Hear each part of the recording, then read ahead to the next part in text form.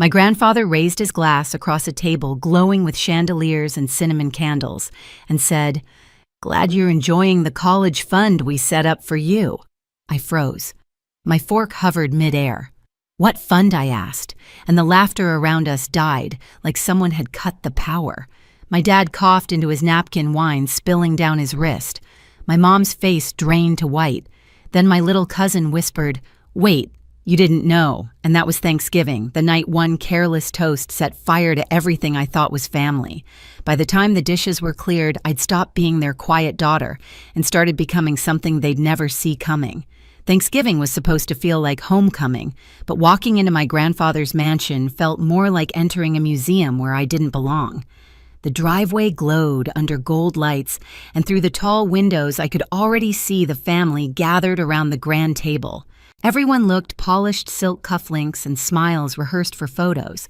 I smoothed down the wrinkles in my thrifted dress and told myself to breathe. For once, I just wanted to survive the night without feeling like an outsider in my own bloodline. Inside, warmth and cinnamon wrapped the air. Grandma Margaret hurried from the kitchen with a tray of sweet rolls, still calling me darling, like she had when I was 10. Her voice was the only thing that still sounded real in that house. Grandpa Daniel sat at the head of the table, silver hair sharp under the chandelier, a man whose confidence could fill the room even in silence. When he saw me, his eyes softened. "There's my Hazel," he said, and for a heartbeat the knot in my chest loosened. My parents arrived moments later, loud and polished, laughing too hard at Uncle Richard's jokes. My father clapped me on the shoulder as if we were strangers who shared a surname. My mother kissed the air near my cheek and whispered, "Try to look relaxed, sweetie." I nodded, pretending not to hear the tremor in her voice. "Ethan." My brother didn't even glance up from his phone. It had been months since we'd said more than a sentence to each other. As the dinner began, the table shimmered with roasted turkey, mashed potatoes drowned in butter, and crystal glasses filled with wine I couldn't pronounce.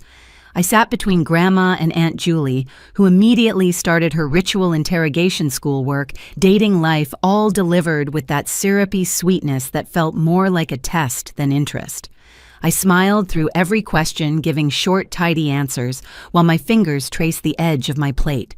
Grandpa's laughter echoed from the far end, deep and steady, the sound of someone proud of the family he'd built. For a moment, I almost believed in that illusion. I wanted to.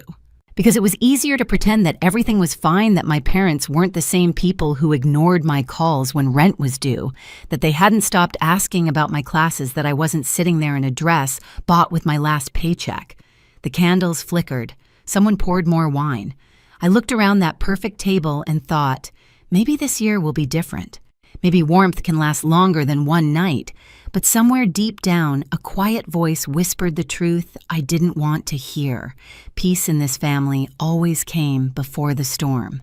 The moment Grandpa's glass hit the table, the whole room seemed to shrink.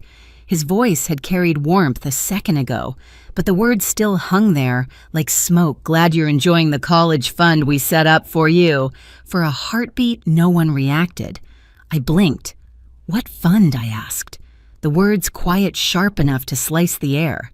It was like I'd triggered a chain reaction. Dad's chair scraped. He coughed hard, hand over his mouth, wine spilling down his cuff. Mom's fork dropped, her face gone pale.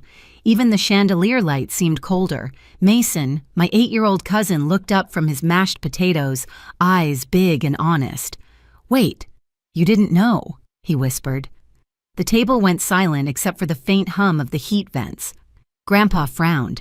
"The fund," he repeated slowly, as if explaining something simple to a child. "The one we started when you were born. We've been adding to it every year. Your parents have been managing it." I turned to my dad. His face was red, his jaw tight. Mom was staring at her plate, the silver of her ring trembling against the china. "You've been managing it," I said, each word heavier than the last. "Because I've been living off $5 coffee shifts and microwave noodles, and somehow that fund never found its way to me." Mom's voice came out thin. "Hazel, please. We used it for emergencies, for the house, for Ethan's braces. You were doing fine." "Fine," I laughed, the sound brittle. "Do you even know what fine looked like for me? Working nights while studying, skipping meals to pay rent, you called that fine. Grandpa's expression hardened, all the pride in his posture draining away. That money wasn't yours to use, he said, eyes on my parents. We made it clear it was for Hazel, for her future. Dad's tone shifted from guilt to defense. Maybe if you hadn't insisted on putting it in our names, enough, Grandpa snapped. His voice cut through the air like glass shattering. We trusted you. The silence that followed was unbearable. My grandmother's eyes glistened. Aunt Julie leaned forward, sensing gossip disguised as concern. My cousins stared at their plates. And me, I couldn't breathe. I sat there, surrounded by gold silverware and fine china, realizing the family that preached loyalty had stolen my future, one emergency at a time.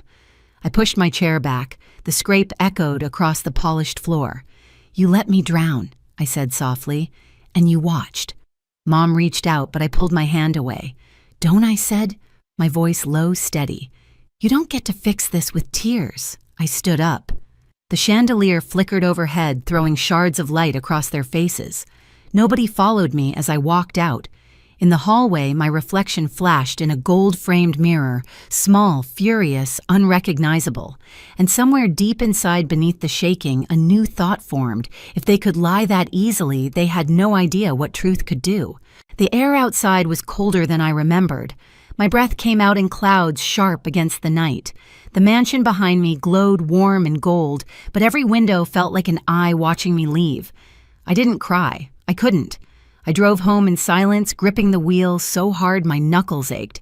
By the time I reached my apartment, my dress still smelled like their flowers, roses, and smoke. I tore it off, dropped it onto the floor, and sat on the edge of my bed, shaking. I kept hearing Grandpa's voice, clear as glass. The fund we set up for you. And Dad's, we meant to replace it.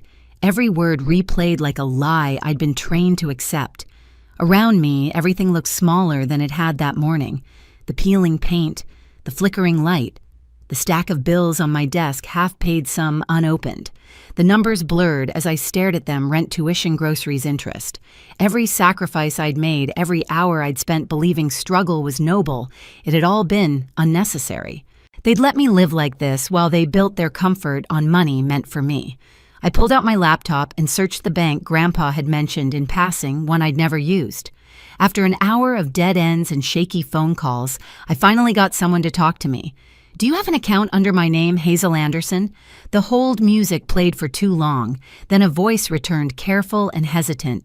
Yes, but the balance is 0. 0. The word felt almost gentle, like it was trying not to hurt me. But it did. The representative hesitated. Withdrawals were made regularly, signed by John and Linda Anderson.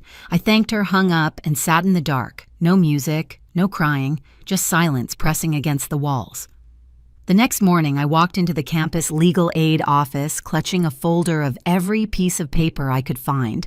Loan statements, pay stubs, scholarship letters. The woman behind the desk listened quietly, flipping through the pages. When she finally looked up, her eyes were steady.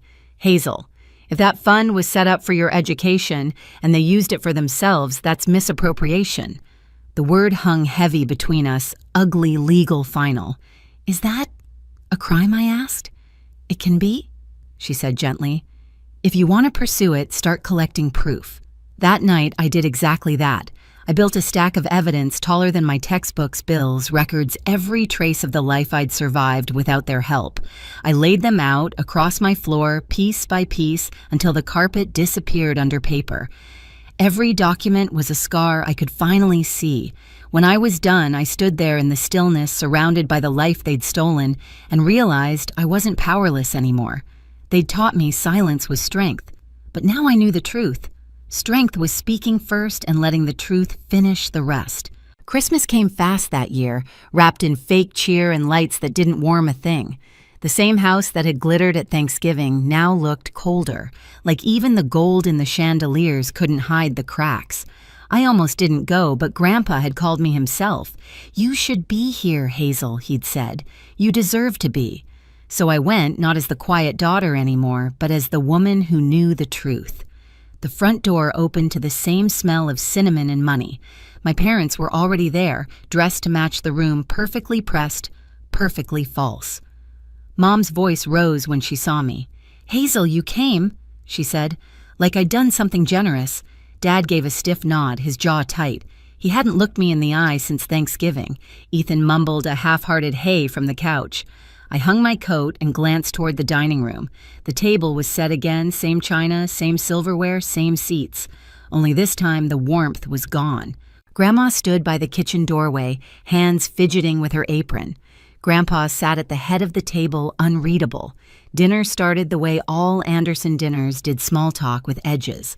Weather, work prices, and a Julie dropped passive-aggressive comments like, "Ornaments, Hazel, still in that little apartment, dear," and Uncle Richard pretended not to hear. I let them talk. I waited. Halfway through the meal, Dad stood and tapped his glass with a spoon. I just want to say he began rehearsed smile on his face that family means everything. We've been through a lot this year, but what matters is sticking together. I felt the spark of bitter laughter rise in my throat, but I didn't let it out. Instead, I reached down, lifted the folder from beside my chair, and placed it gently on the table. The sound of it hitting the wood cut through the chatter. Since Thanksgiving, I said, voice steady, I've been asking one question. What fund? The room froze. Grandpa looked up sharply. Mom's hand stopped halfway to her glass. I have the answer now. I continued, sliding the folder toward the center. Every withdrawal, every date, every signature. You didn't use the fund for me. You used it for yourselves. For the roof, the car, Ethan's braces, groceries, vacations, all of it. Mom's lips trembled. Hazel, please not tonight, I cut her off. Not tonight. I spent years patching my shoes with duct tape while you sat on money meant for me. I worked double shifts, starved through finals while you told everyone I was doing fine. Dad's face darkened. We did what we had to do for the family. I met his eyes. No, you did what was easiest for you. I was the family. A long, brittle silence followed. The clock ticked once, twice. Grandma whispered, "Oh my God," under her breath. Then Grandpa reached for the folder. He opened it slowly, scanning the first few pages, bank records, payment slips, my tuition notices. His hands trembled. When he looked up, his voice was quiet but razor sharp. "You stole from your own daughter," he said to my parents. "From your own blood." Mom's tears came fast, messy. "We didn't mean to hurt her." "You drained her future," Grandpa snapped, "and lied to me about it for years." Dad tried to speak, but the anger in Grandpa's eyes stopped him cold. "I trusted you, John. I trusted you with her life." For a moment, no one breathed. Then I spoke soft but clear. "I've already filed a report. The bank's investigation is open. They'll be in touch about repayment and legal steps." The room broke open. Dad slammed his hand on the table. "You're suing your own parents." "No," I said. "I'm holding thieves accountable." "There's a difference." Mom sobbed harder. "Hazel, you can't do this to us." I looked at her and felt nothing but distance. "You did this to yourselves. You just didn't expect me to notice."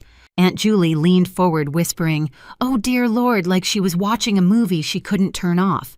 Ethan sat frozen guilt flickering across his face.